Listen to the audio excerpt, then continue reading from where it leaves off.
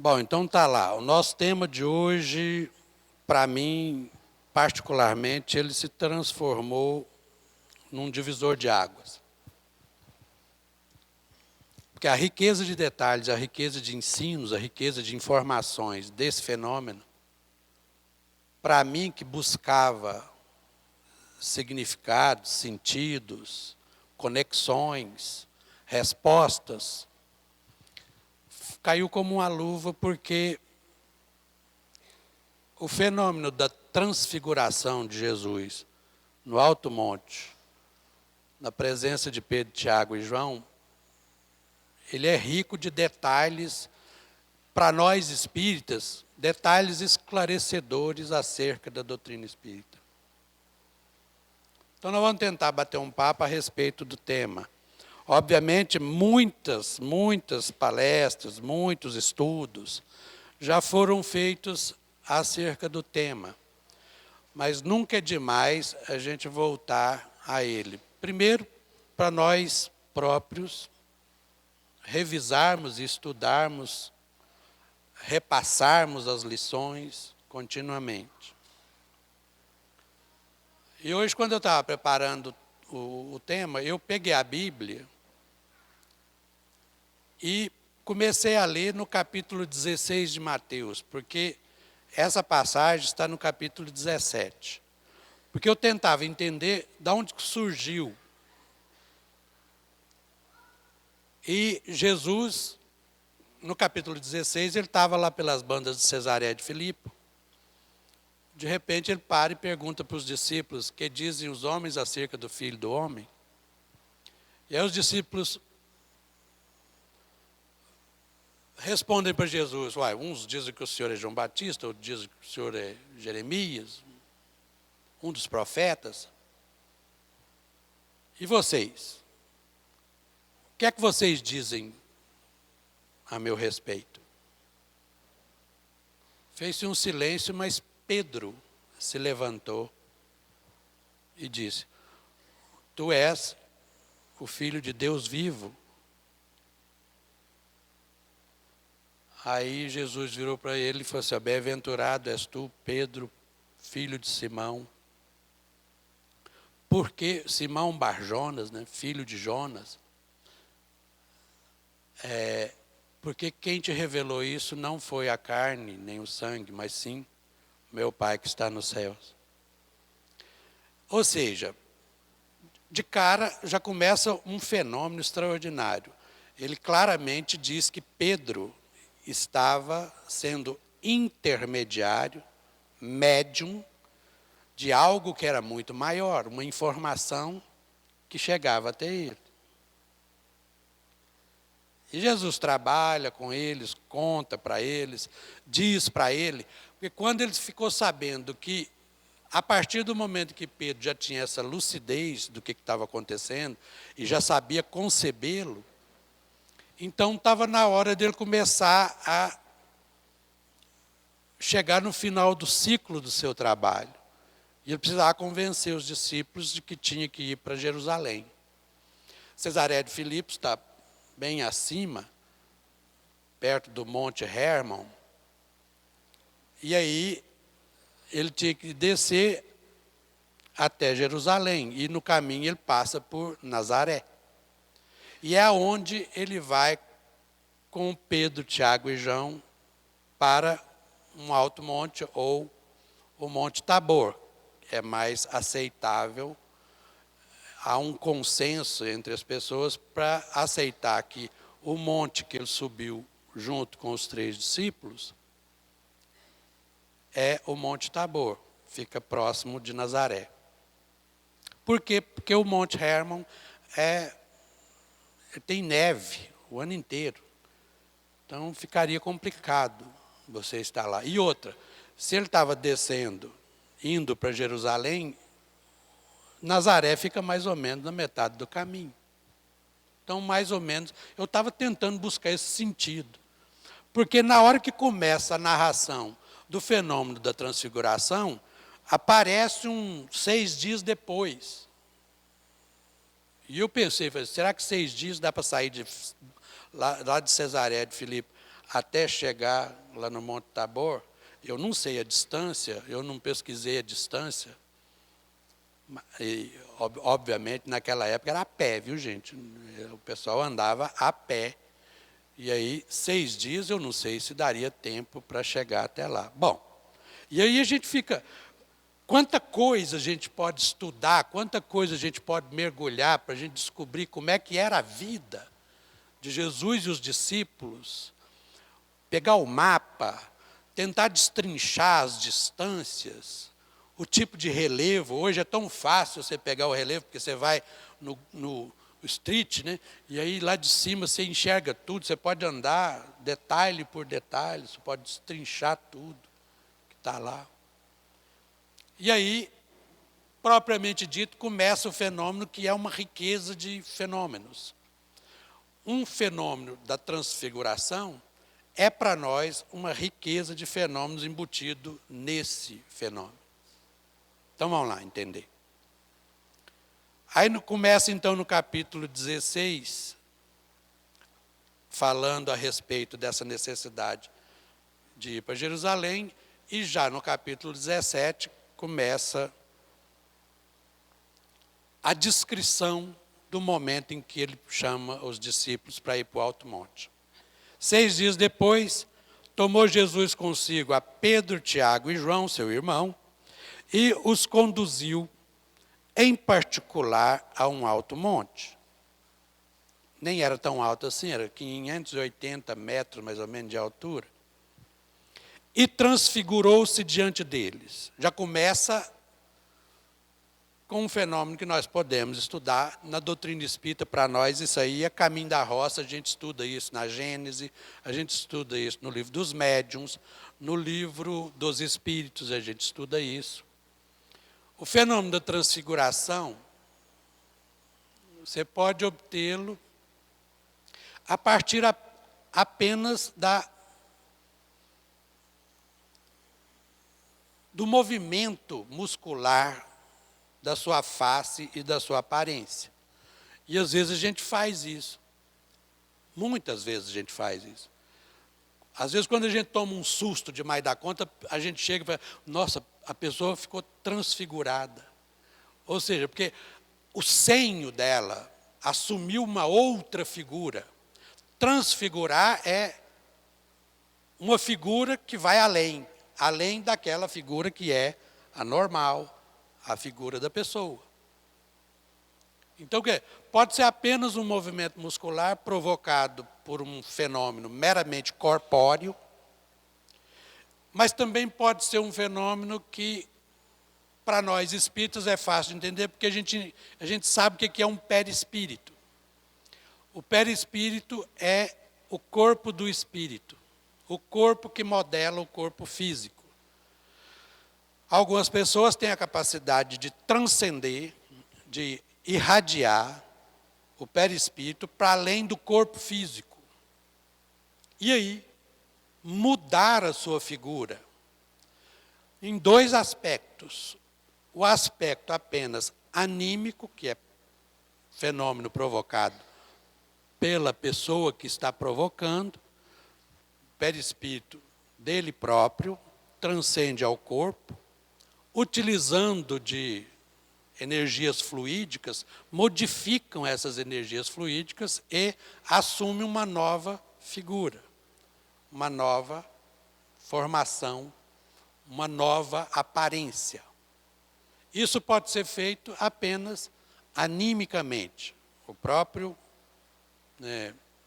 sensitivo, o próprio médium, está promovendo isso. Ou pode ser a partir de espíritos. Mediunicamente, um espírito pode utilizar-se da capacidade que o médium tem de projetar o seu perispírito e, utilizando esse ectoplasma, assumir a figura que vai transcender e obnubilar, a palavrinha complicada, obnubilar, mascarar aquela pessoa que da onde está originando o fenômeno. E aí então aparece o espírito que quer se materializar, que quer se manifestar a partir dali. Jesus, obviamente, o fenômeno partiu dele, porque não haveria necessidade, porque ele teria capacidade evolutiva, capacidade de manipular as energias e os fluidos do seu organismo, do seu perispírito, à vontade, por conhecimento e por evolução. Então, provavelmente, ele próprio produziu o fenômeno. E é interessante que quando o perispírito dele sai e transcende o corpo físico, ele se manifesta como tal, como ele é, na sua realidade, às vezes ainda suprimido pela própria condição de encarnado, ele ainda está na condição muito menos do que ele seria. Ele apresenta-se iluminado. O fenômeno de transfiguração faz com que Jesus assuma uma face semelhante a um sol. Suas vestes se tornaram tão brancas que a comparação com o narrador do Evangelho é: nenhum lavadeiro sobre a terra as poderia tornar assim tão brancas. Tenta imaginar o brilho que era as vestes e o rosto de Jesus na hora que ele sai, na hora que ele transfigura-se. E quando ele se transfigura, aliás, quando Jesus já estava voltando para o seu lugar de origem, Paulo de Tarso encontrou com ele, já desmaterializando, assumindo a forma de luz. Paulo de Tarso, segundo a narração, fica cego imediatamente. Tamanha a luz. Lembra do episódio no caminho de Damasco, que Paulo vê Jesus, e ao ver Jesus, a voz que vem: Saulo, Saulo, por que me persegues? Quer dizer, imagina a consistência, a estrutura corpórea, espiritual de Jesus. É luz pura.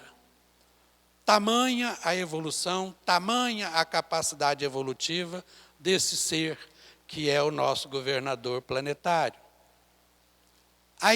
A ideia que nos traz, então, é: ele monta o fenômeno para propiciar a materialização de dois espíritos, Elias e Moisés. Apareceram lá no Alto Monte e conversaram com ele. Para nós espíritas isso é uma delícia, porque já confirma aquilo que a gente estuda no cotidiano da doutrina espírita, que é a possibilidade da comunicação com os mortos. E o interessante é que, para mim, eu fico levantando as questões. Quem estava ali conversando com ele era Moisés, que foi quem proibiu a comunicação com os mortos, lá em Deuteronômios. Mas se Moisés proibiu, ele agora estava na condição de espírito, se manifestando junto a Jesus. É interessante a gente observar que o que Jesus quer com isso? Confirmar para nós que a morte não existe. A morte é só uma etapa, uma transição entre uma existência e outra. A morte é exatamente naquele momento dita para nós com todas as letras: a morte é apenas um fenômeno que não te aniquila, que não faz você cair no nada, na não existência. Apenas faz com que você saia do corpo físico e continue uma trajetória fora do corpo físico. Então, Elias e Moisés aparecendo ali, Jesus aproveita no fenômeno e ensina para nós que a morte não é o fim de nada. É o início de uma outra etapa. E tanto é que pode-se conversar com os desencarnados, os que estão no mundo espiritual. Jesus estava naquele instante conversando com eles. Alguns dizem que Elias não tinha morrido. Eu confesso sinceramente a minha ignorância, porque eu não dou conta de pensar dessa forma, porque a minha maneira de raciocinar vai fazendo perguntas, isso é vício de filósofo. A gente vai fazendo perguntas porque as perguntas precisam ser feitas. Eu aprendi que o bom filósofo não é aquele que responde perguntas, é aquele que sabe fazer perguntas. Nem é necessário responder, mas fazer a pergunta é... Aí eu fico pensando, bom, se Elias não morreu, então onde é que ele vive? No corpo físico. Será que algum astronauta encontrou com ele na atmosfera? Em que lugar vive? Disseram no passado que ele foi levado num carro de fogo. Aí abre margens para muita gente dizer, principalmente nesses documentários que a gente vê hoje em dia nas televisões, por assinatura, que os astronautas antigos diziam que os discos voadores, os objetos voadores não identificados já existiam desde o tempo bíblico.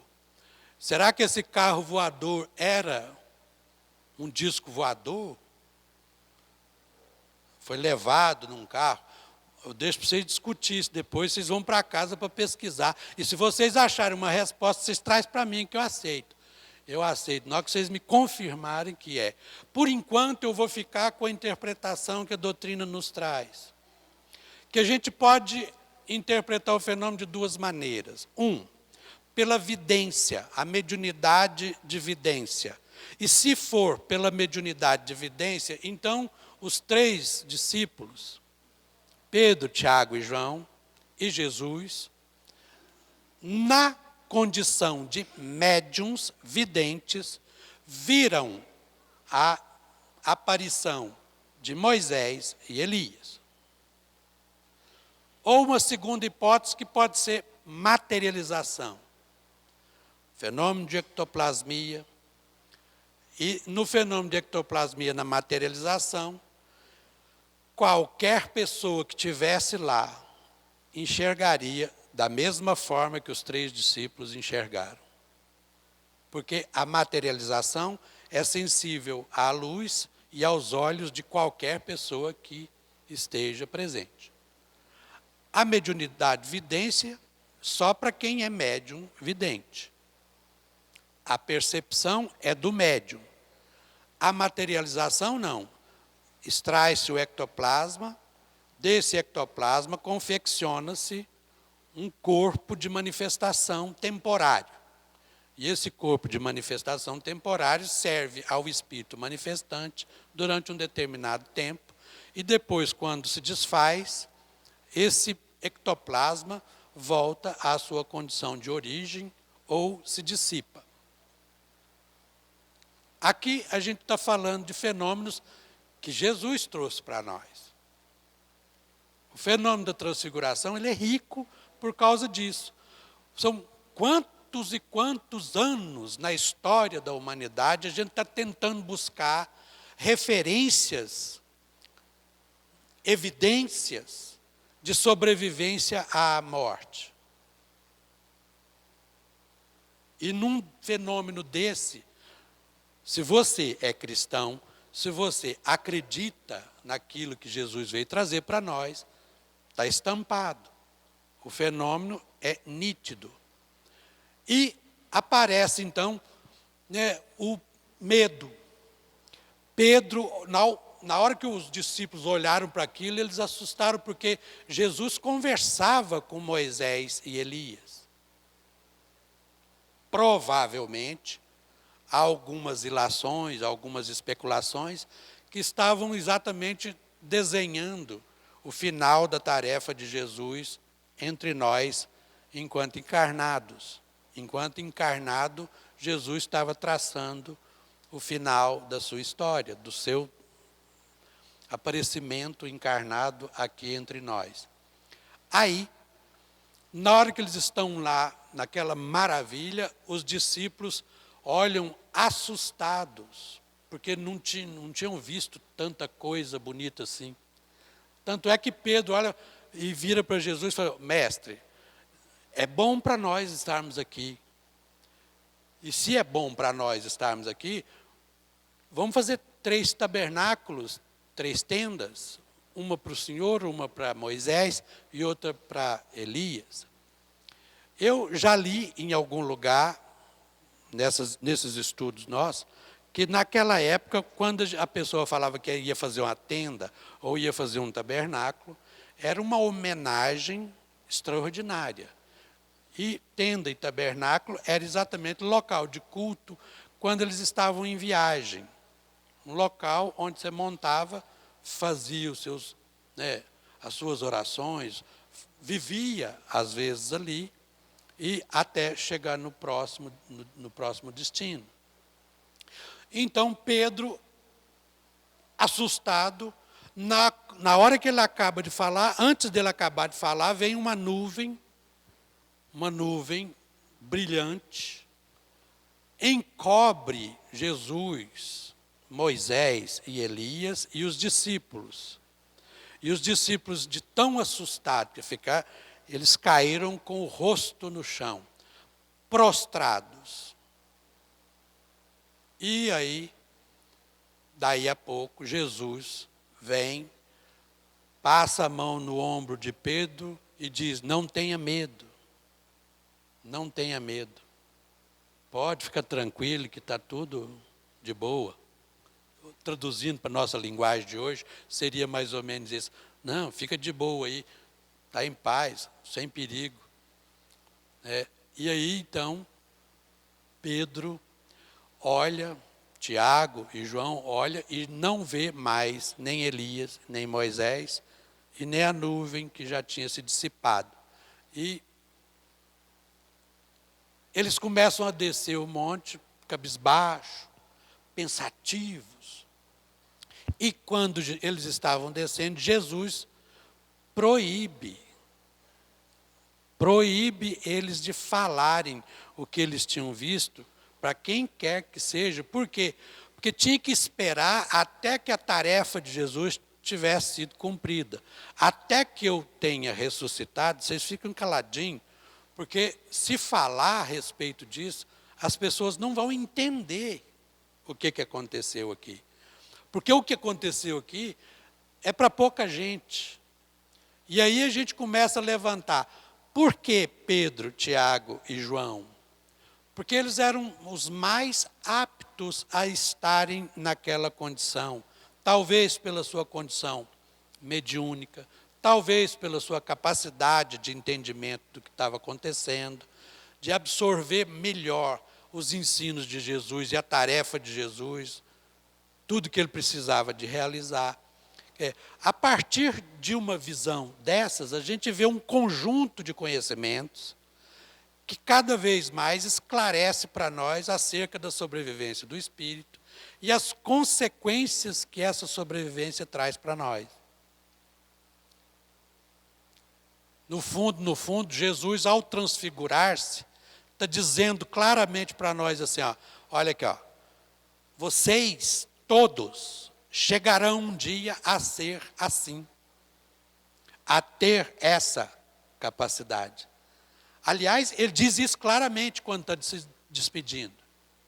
Tudo que eu faço, vocês também podem fazer. E digo mais, vocês podem fazer coisas maiores do que esta. Meu Deus.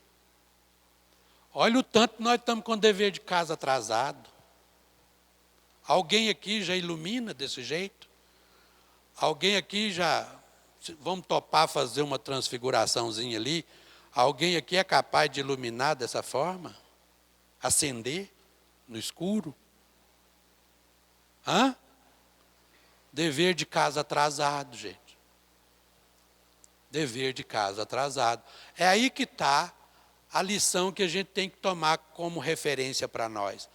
Nós precisamos pegar esse fenômeno e tentar decodificá-lo em termos de quais as práticas que nós podemos fazer na nossa vida cotidiana que nos leve mais rapidamente à condição que tinha Jesus, de tamanha evolução, de a hora que quer, simplesmente abre a condição do fenômeno, e o fenômeno acontece e comunica-se com pessoas que estão morando já no mundo espiritual, a hora que bem entende, com equilíbrio, com justeza, com sensatez, com lucidez bastante para entender o fenômeno, com seriedade bastante para entender o fenômeno.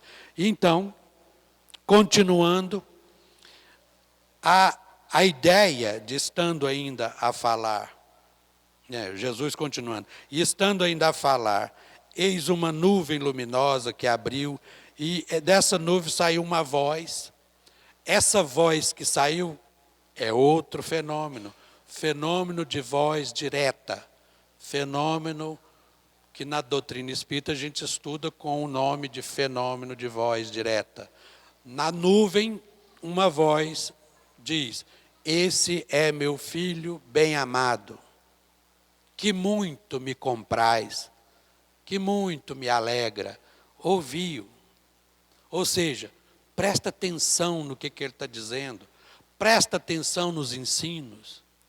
Por quê? Porque Jesus, como estava terminando a tarefa dele, ele estava preparando uma nova etapa que ia surgir a partir dali. E se ele não preparasse os seus sucessores para ficar aqui na Terra, com capacidade de entendimento do fenômeno, com capacidade de entendimento da realidade espiritual, como é que esses indivíduos iam ter força, conhecimento, capacidade para continuar o trabalho que Jesus começou? Então ele pegou Pedro, Tiago e João como uma forma de formação de liderança para ficar para depois que Jesus voltasse para o seu local de origem. Aí eles aprendem a partir do fenômeno, está ali acontecendo. Eles tinham certeza de que a imortalidade, aquilo que Jesus ensinava no cotidiano da vida deles, era real. E mesmo assim, ao descerem, na hora que Jesus vai para o Calvário, não ficou um. Todos debandaram. Foi preciso de Jesus ressuscitar, voltar depois do terceiro dia, chegar para eles e falar assim: eu vou te contar uma coisa, não é possível, gente. Eu nem mostrando para vocês, nem desenhando para vocês como é que era o negócio. Vocês não entenderam o processo, gente. Estou aqui, eu de volta, para dizer para vocês que o negócio faz sentido. Tudo que eu ensinei para vocês não é brincadeira. É real. Toca aqui, nas minhas chagas, para vocês verem. Sou eu. Estou aqui falando com vocês. Então agora, vê se façam a conexão entre aquilo que nós estudamos juntos, aquilo que eu passei para vocês em termos de ensino, agora consolide no coração de vocês e vocês possam ser os missionários que precisam ser. E de lá para cá, por que vocês acham que eu estou aqui agora falando para vocês em pleno século 2021, em 2017, 2000 e tantos anos, quase 2000 anos já, que aconteceu esse fato? Se tomar como referência, isso deve ter acontecido lá para o ano 2027, mais ou menos, 2025. Não tem as contas exatas, mas é mais ou menos isso. Estou aqui agora falando para vocês, e a cada dia que passa, essa doutrina, a doutrina que mostra claramente a sobrevivência do espírito, que mostra claramente que nós somos uma experiência corpórea, um espírito numa experiência corpórea, temporária, e que a nossa vida real, a nossa vida fundamental, essencial, é a vida enquanto estamos fora do corpo físico. E tudo que fazemos aqui no corpo físico é apenas exercitar todas as virtudes, todas as boas índoles que nós ainda temos que desenvolver ao longo da nossa carreira, ao longo da nossa trajetória. O que nós estamos fazendo aqui é apenas isso. Treinando o desapego, treinando a entender como é viver como um espírito, antes mesmo de colocar qualquer rótulo e adjetivação, a gente precisa de entender-se como espíritos imortais, não temos mais fim. Mas só que a gente ainda não concebe isso. A gente ainda vive como sendo mortais. A nossa vida é ainda, no nosso cotidiano, mais íntimo. Viventes como mortais. A gente morre de medo de morrer, literalmente. Por quê? Porque a gente ainda não concebeu. A gente ainda não parou para pensar na concepção do que é a nossa imortalidade. Eu acho que quando Jesus falou para nós, se vocês ouvem a minha voz e acreditam naquele que me enviou, a voz, né, ou os prepostos da voz que trouxe o recado de Deus, dizendo, esse é meu filho bem-amado, que muito me compraz, que muito me alegra. Ouviu.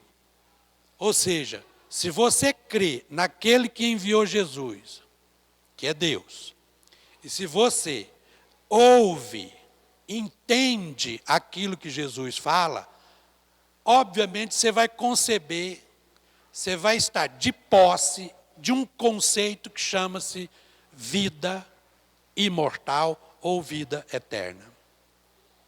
Você só será capaz de entender a vida eterna se você for sujeito, se você tiver capacidade de ser sujeito para essa fala de Jesus. Se você ouve o que eu digo, ouve a minha palavra e acredita naquele que me enviou, então você tem o pressuposto básico que é necessário para entender-se como um ser que é imortal. Você não morre mais. Você terá a vida eterna, você entenderá a vida eterna e você passará a viver em função dessa vida eterna. Então, aquilo que a gente vive aqui no nosso cotidiano passa a ser fácil.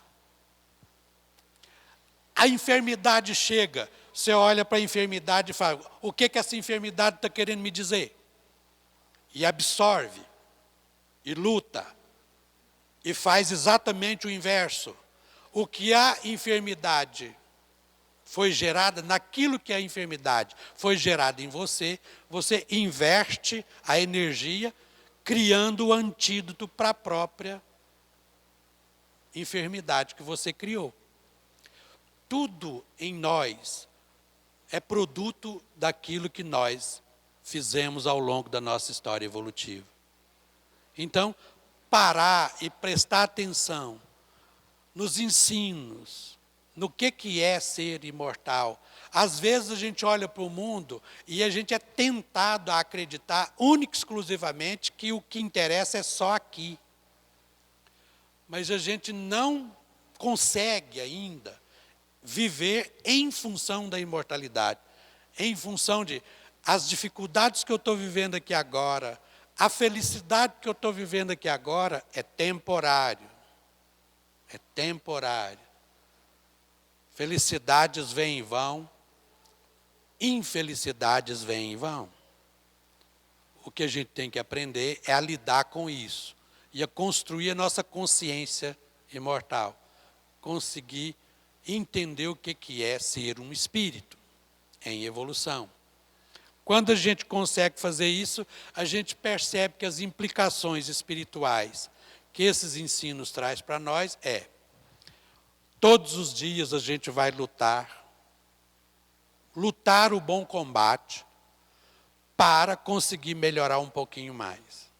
Em tudo, em todos os aspectos. Qualquer circunstância da vida, dentro de casa, Sabe aquelas picuinhas que acontecem dentro de casa, que a gente às vezes nem para prestar atenção, mas que ao longo do tempo é como se fosse pancadinhas no fígado, que vai desmontando a pessoa que luta, que vai desmontando. Sabe aquela, entre marido e mulher, uma espetadinha aqui, uma espetadinha ali, uma espetadinha aqui, uma espetadinha ali, e todo dia tem, ao longo da história, se você toma consciência de que é um espírito imortal, que se você não prestar atenção nisso, você vai ter uma forma de imantação com esse espírito que está do seu lado, te fazendo cobranças. E vai ficar complicado, porque imagina você ter que vir com a pessoa novamente, porque não resolveu as questões que tinham que resolver. Pior, se você não resolve com essa, você vai ter que resolver com outro, que às vezes é pior. Porque o nosso dedinho aponta exatamente aquilo que a gente necessita. Se você aprende que é imortal, você vai, eu não vou passar para uma outra existência carregando essa mala de problemas que eu tenho com essa pessoa. Então eu vou aproveitar enquanto estou encarnado com ela agora. E treinar. E olhar e fazer. Sabe aquele sorriso amarelinho, sabe? Aquele sorriso. É treinar a fazer isso. No início é difícil, é falso, mas vale a pena. Vale a pena não recalcitrar contra o aguilhão. Senão vai acontecer igual o caso daquela senhora que chegou, né, desencarnou, aguentou 40 anos o marido chato. Mas, como ela era espírita, e o espiritismo falava para ela, tem que aguentar. E ela aguentava, aguentava. No dia que ela desencarnou, ela chegou lá no mundo espiritual e falou, graças a Deus. Aguentei aquela carniça, 40 anos da minha vida. O mentor virou para ela e falou, não, mas que bom, você fez a metade do caminho. Como assim metade do caminho? É porque você só aguentou, só tolerou. Então agora você volta com ele, ou com alguém semelhante a ele, para aprender a amar. Porque o caminho total é aprender a amar. E a gente está aqui para aprender a amar toda a humanidade. Então você treina com um, para você aprender com o resto. Por tabela, por analogia. Você aprende com um para servir para o resto. Porque quando você aprende a amar um, você olha para o outro e fala assim, nossa, ele também é ajeitado. É fácil de você amar o outro. Quando você aprende a amar um, é fácil você amar o outro.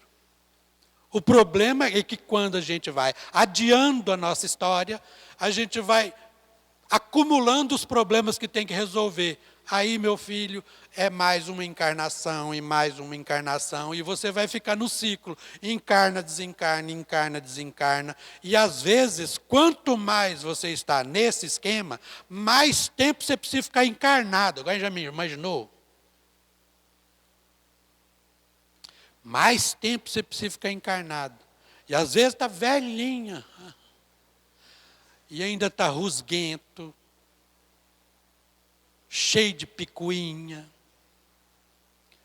E aí a pessoa ainda usa da prerrogativa. Não, a gente depois que fica velho tem direito. Tem direito a ficar chato. Não, tem direito a ficar chato, não. Ao contrário, quanto mais a gente amadurece, mais a gente precisa aprender a ser um espírito mais declutível, mais palatável para quem convive com a gente. Senão exatamente as nossas carências vão aparecendo exatamente por isso. Porque depois você descobre que está solitário, está vivendo uma solidão, por quê? Mas você não pensou que ao longo da sua vida, você foi afastando todo mundo por causa da sua ranzinzice. Eu me lembro que certa vez, o Centro Espírita Maria de Nazaré ainda era na rua São Paulo ainda, eu estava fazendo uma palestra, e no meio da palestra eu falei assim, gente, tem pessoas de idade que acostumou a sofrer e acha que mostrar sofrimento faz os filhos ficar com peninha. E aí toda vez que o filho aponta dentro da casa, a pessoa, e aí começa, porque eu estou com dor, porque eu estou com dor, vocês não me visitam, vocês não me... E a pessoa começa a queixar. Os filhos afastam, porque isso é doloroso, é dramático. Se é um monte de filho, fica assim, ligando um para o outro. Ops, eu fui lá ontem na casa da mãe. Hoje é seu dia. Eu falei, não, hoje não é meu dia, não. Eu fui lá semana passada, hoje é dia do fulano. E vai passando para frente. Vai passando para frente. Ninguém quer ir. Ninguém. Ao invés da pessoa, a carência da pessoa exige a presença, exige o carinho, exige tudo. Ao invés de atrair as pessoas, afastam. Por quê? Porque ainda não entendeu a imortalidade, ainda não entendeu as palavras de Jesus, ainda não entendeu e não crê naquele que o enviou, e ainda não pauta a sua vida pela imortalidade. Começa agora. Não, filho, que bom que você veio cá. Eu precisava conversar um negócio com você, porque eu estou te devendo um abraço, eu estou te devendo isso, eu estou te devendo aquilo, eu fiz isso para você. Olha que maravilha. Eu aprendi com um palestrante que teve aqui em Divinópolis há muito tempo, a paparicar os netos. Você está achando por que eu aguento galinha pintadinha o dia inteiro? Eu sei aquilo tudo de cor, e às vezes eu vou dormir e aquilo está na minha cabeça. É um neto pendurado aqui, o outro aqui, vovô, põe. E é repetido, é a mesma amor.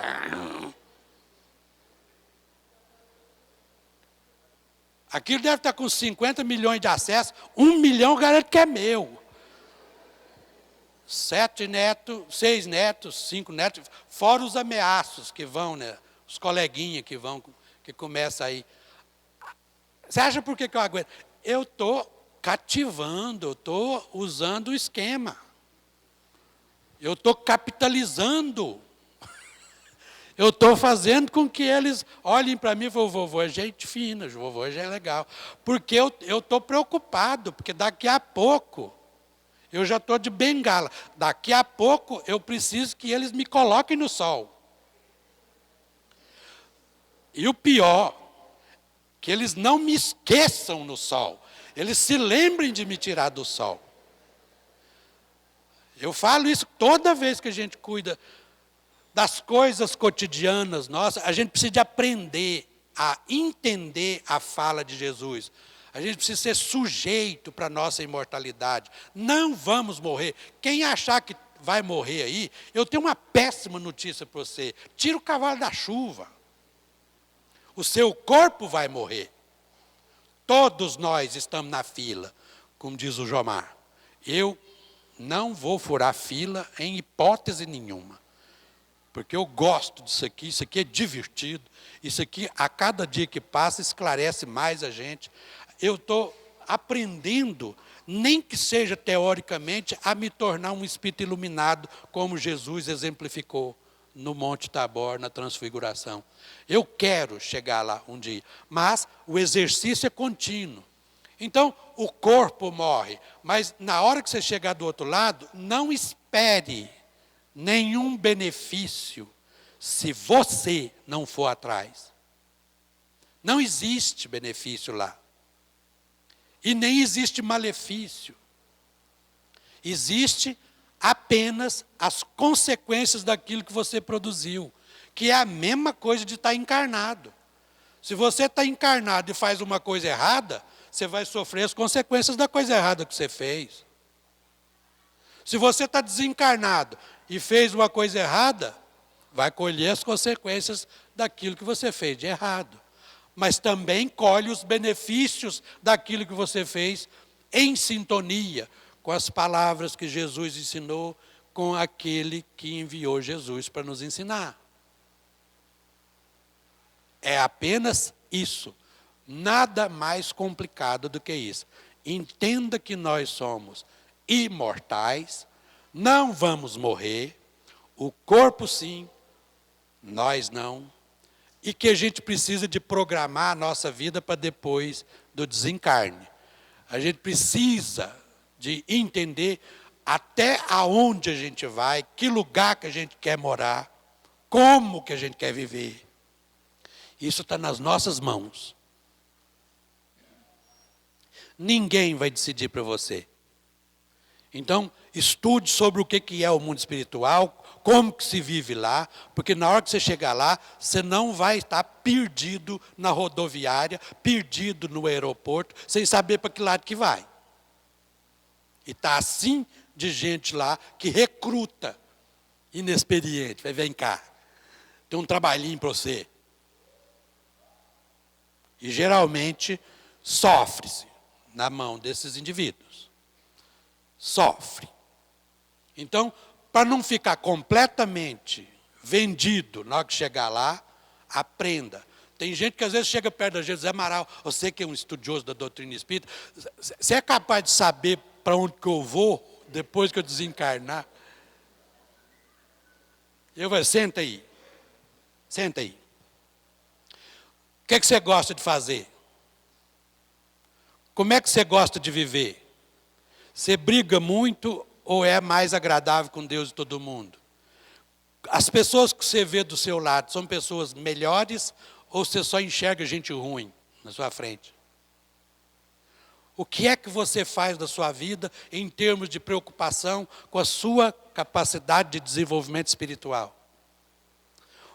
De que você gosta? Gosta de fazer caridade? Gosta de fazer a prática do amor ao próximo? Gosta? Não? Não. E o que você gosta de fazer? Falar mal da vida dos outros. Beleza. Já sei para onde você vai. Para um lugar onde está todo mundo querendo falar mal da vida dos outros. Se juntar 3 e um precisar sair, mas não vai embora nem a pau. Porque sabe que se sair os outros 2. Porque ali é o ambiente onde as pessoas que gostam de falar mal da vida dos outros é lá. É onde você se sintoniza, meu filho, que você vai. Então, olha no seu espelho na hora que você chegar em casa e estude quem é você, o que gosta, de que as coisas que você mais gosta de fazer. É aí que você mora. É aí que é o seu nicho psíquico. É aí que é você, onde você mora espiritualmente. Não interessa aonde você esteja, se encarnado ou desencarnado. Esse é o seu mundo. Essa é a sua psicosfera, a sua esfera psíquica, o seu mundo. E quando você desencarna, continua a mesma coisa. É um pouquinho mais grave, por quê? Porque quando a gente desencarna, a gente enxerga melhor, ouve melhor, percebe a realidade de forma melhor. Por quê? Porque a gente sai fora do corpo físico. É a mesma coisa de a gente sair do escafandro. Lembra daqueles escafandros que entrava lá no mar?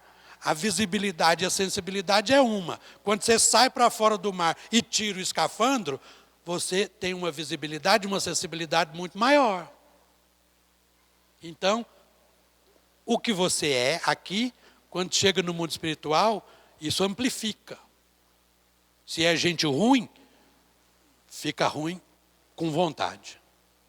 Se é gente boa, fica boa com vontade. E a sua sintonia determina o lugar onde é que você mora. Seus benefícios e malefícios, é você o responsável por ele. De tudo isso, nós tiramos da ideia de que a imortalidade é um fato confirmado por Jesus, porque conversou com 2 mortos e provou, ele mesmo, voltando depois da morte, que a morte é apenas um estágio. E se tudo o que ele fez, nós também podemos fazer, e ainda maiores do que o que ele fez, isso está incluído. Não morreremos. Então, precisamos de entender como é que é viver no mundo espiritual. Senão a gente vai passar vergonha. Nós vamos passar vergonha. E eu não quero isso para vocês, Portanto, vamos estudar para aprender a arranjar um lugarzinho melhor para a gente lá do outro lado. Para na hora que a gente chegar, já ter até reserva feita, arrumadinho, carro esperando, aeróbus esperando na porta do aeroporto, na porta lá da rodoviária. O senhor que eu sou José Amaral? O senhor, por favor, me acompanhe. Eu falei, é nóis. Já pensou que beleza? Ou vocês querem ir igualzinho o André Luiz? 8 anos, chupando rede de esgoto porque tinha sede e não sabia onde é que achava água. Sofrendo. Lê o início do nosso lar que você vai entender o que eu estou falando. A cada um segundo suas obras. Mostra-me a tua fé pelas tuas obras. E as tuas obras será exatamente no mesmo patamar do seu entendimento do que é a vida espiritual. O fenômeno da transfiguração para nós é um advento, é um fenômeno que abre a porta para um monte de outros fenômenos que nos avaliza a ideia da imortalidade, a ideia da comunicabilidade com os espíritos. E se nós vamos para o mundo espiritual, o que é que nós fazemos lá? E aí, ao estudar a doutrina espírita, a gente entende. Ficamos lá por um tempo e depois necessitamos voltar para os processos reencarnatórios, que é aqui que a gente exercita, que é aqui que a gente veste o macacão de serviço, que é um corpo físico, rala, aprende, luta, peleja, coloca em prática os ensinos que Jesus deixou. E aí, quando a gente voltar para lá, um pouquinho melhor, volta de novo, espera o tempo que for necessário fazer a reciclagem do outro lado, volta, de novo, e de novo, e de novo, e pode parar de pensar que isso vai se resolver em 2 ou 3 encarnações. Pode parar, gente. Nós estamos aqui para muitas encarnações ainda. Mas é muitas. Muitas. Se você tiver um caderno de 100 folhas e começar a colocar xizinho em cada uma das linhas, você vai acabar o caderno de 100 folhas e vai faltar espaço para você colocar as suas reencarnações. Então, relax, tranquilo, mãos à obra, e começa hoje para você não ficar atrasado. Começa hoje para a gente não perder o bonde da história. Vamos trabalhar para que a gente possa se auto-iluminar e se tornar um espírito santo. Um espírito santo quer dizer um espírito puro, um espírito curado, um espírito são. Todos nós chegaremos lá. Nenhuma das ovelhas que o Pai confiou a Jesus se perderá. Nenhuma. Então, ou você vai mais lentamente, mais rapidamente. Você escolhe a sua trajetória. Você escolhe a sua velocidade. Isso somos nós, os responsáveis pela escolha. Tá ok? Então, boa noite para vocês. Obrigado. Até a próxima.